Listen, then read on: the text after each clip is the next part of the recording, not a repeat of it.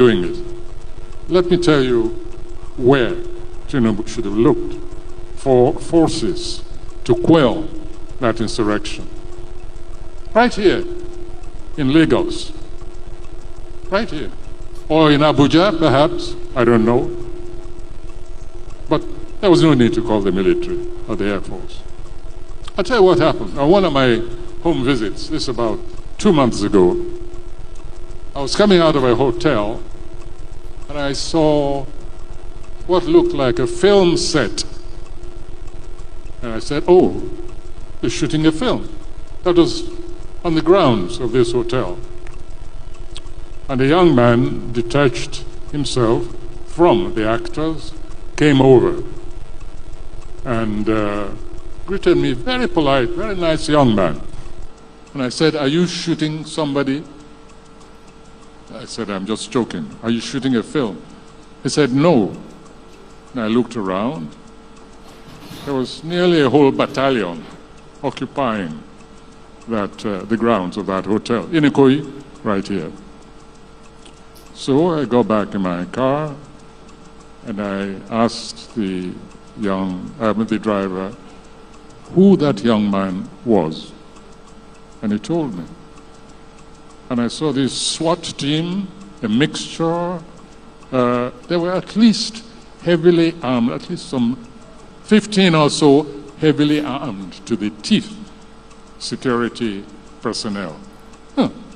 Looked sufficient to take over a small country, neighboring city like Benin. And I think the next time the president should just call and say, Sheyi, go and quell the rebellion over there. I was so astonished that I started looking for the National Security Advisor. I said, track him down for me. I think they got him somewhere in Paris, but I was with the president. He was at a meeting. And I said, I've just seen something I can't believe, I don't understand.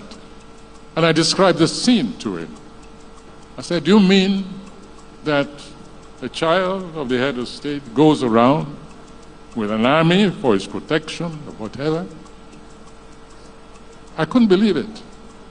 Later on, I did some investigative journalism and I inquired, and I found that apparently this is how this young man goes around with his battalion, his heavy armed soldiers. Of course, the road was cleared before his car went out. I stayed until it seemed he was leaving. So next time there's an insurrection, I think the president should just call that young man and say, go and put down those stupid people there. You have enough troops under your command, so don't bother me with all these security issues any longer.